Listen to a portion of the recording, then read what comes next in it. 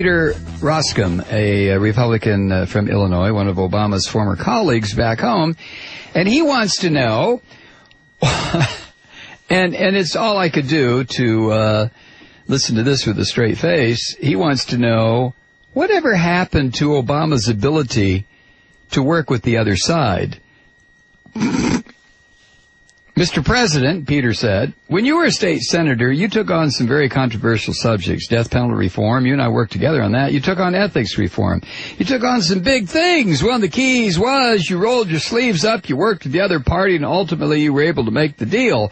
Over the past year, in my view, that attribute hasn't been in full bloom. And by that I mean you've got the subtext of House Republicans that sincerely want to come and be a part of this national conversation towards solutions, but they've really been stiff-armed by Speaker Pelosi. There really is this dynamic of, frankly, being shut out.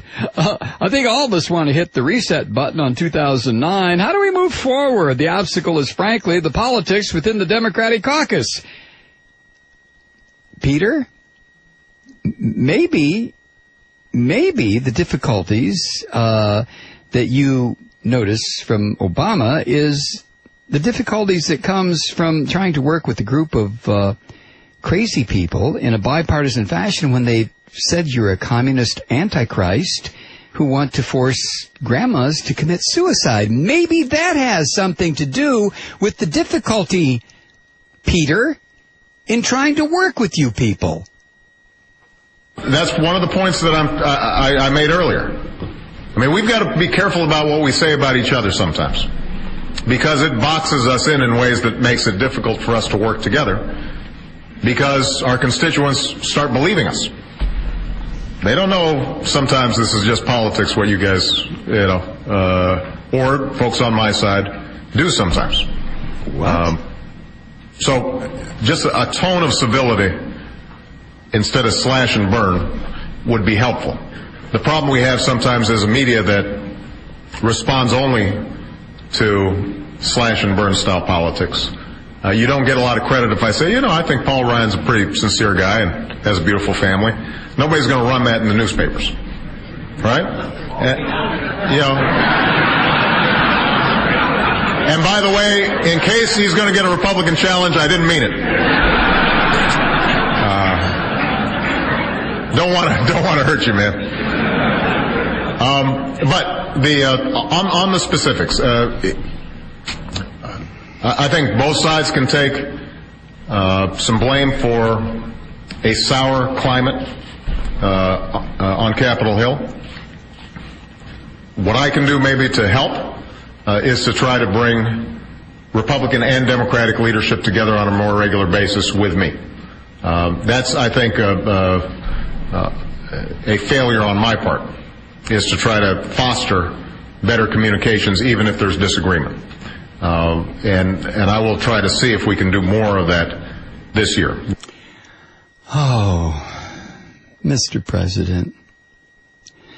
I mean, to question your ability to work with the other side, to be questioned by a Republican, the same political clutch of morons that produced the Bush crime family. When did George Bush or Dick Cheney or any of these people ever make any effort to work with the other side? I realize, Mr. President, that you're trying to rise above that. But when you have a question that comes from someone, a question that is based in either deliberate misdirection or obvious idiocy, why do you try to answer sincerely? Mr. President, do you think Peter Roskam, your old buddy from Illinois, gives a tinker's damn about what you just said? If he can ask a question that wonders why you can't work with the other side after the other side has insulted your mother, your grandmother, your father, your parentage collectively, your citizenship, your nationality, your race, your wife, and your children, then the man asking that question is an obvious jerk. Or worse. But I promise not to curse on this program anymore. It's insane to try to deal